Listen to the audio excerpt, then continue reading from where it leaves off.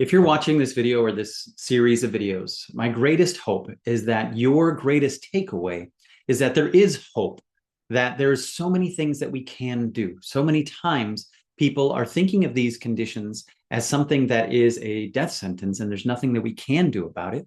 And so this is why I've dedicated to doing all 26 action steps that Doctors Dorsey and Okun have outlined in the Parkinson's plan. But that doesn't mean that's the only 26 things we can do. There's so much more that we're learning all the time about what we can do. Many of the things that they're not talking about there is how to detoxify from these things. They're not talking about nutritional deficiencies or closed head injuries or many other things that could be contributing factors. When we really start to see things in its entirety, in its whole, we start to understand that there are many, many, many variables that could be contributing to a disease state. And the more we can identify those and reduce those, and then identify the pieces that are needed for our body to rebuild and repair itself, and make sure that all of those are there, the more the math really changes in our favor.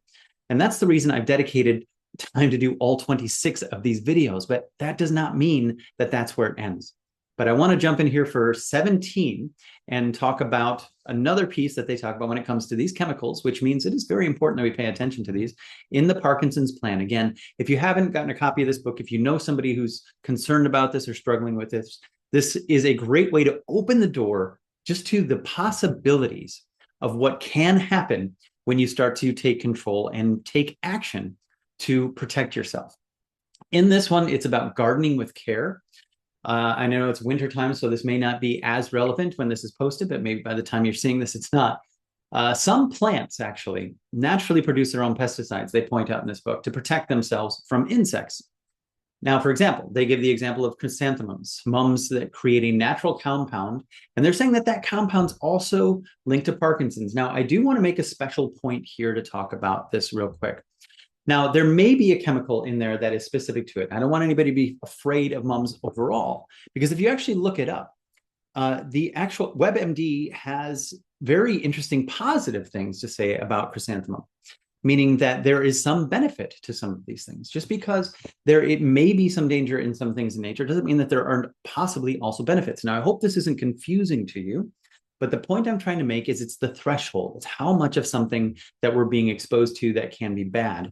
Now, there's actually a lot of great articles that you can find out here about the protective effect of this for people with Parkinson's disease. In fact, it says down here, it can be an important functional food with potential benefits in ameliorating deleterious conditions seen in Parkinson's disease.